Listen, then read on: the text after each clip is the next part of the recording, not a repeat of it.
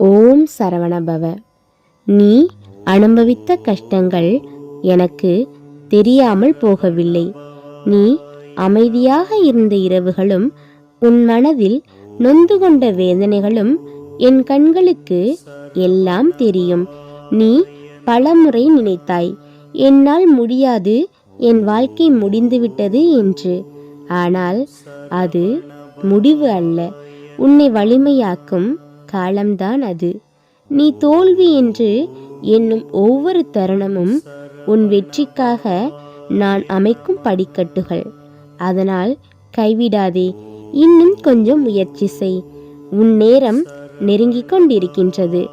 நான் தரப்போவது நீ நினைத்ததை விட பெரியது. நீ ஒருவன் இல்லை, ஒவ்வொரு அடியிலும் நான் உன்னுடனேயே இருக்கின்றேன்.